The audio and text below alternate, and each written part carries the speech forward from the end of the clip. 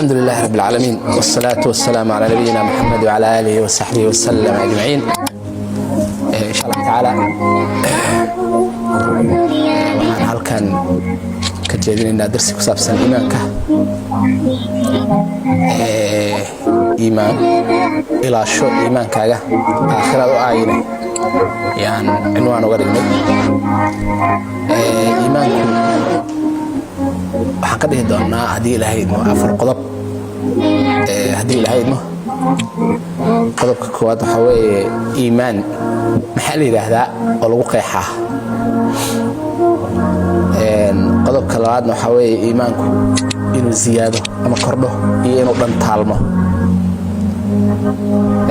qodobka saddexaadna waxaa weeye haddii aan ogaanay iimaanku inuu yahay raasumaalkeenna waxaa la rabaa inaan ku dadaalno inaan naga dhantaalmin iyo wixii ku kordhi lahaa inaan ku dadaalno.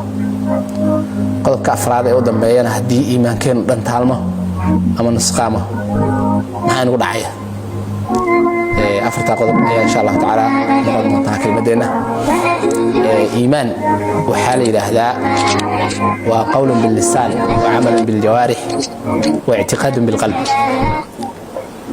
waa oraah afka laga yidhaahdo iyo hawl jirka laga qabto ama jawaarixda iyo aaminitaan laabta lagu gunto. saddexdaas ayuu ka koobnaanaya oo marka aan ziyaadada iyo ka hadlaynana tacriifkaas ama qeexitaankaas iimaanka wuxuu ku yeelan doonaa saamayn haddii ilahay. qodobkaas haddaan ka gudbo qodobka labaad oo ah iimaanku inuu kordho ama dhantaalmo, ilaahay subxaana wa tacaala waa kan sheegay waidaa tuliyat calayhim aayaatuhu zaadathum iimaana.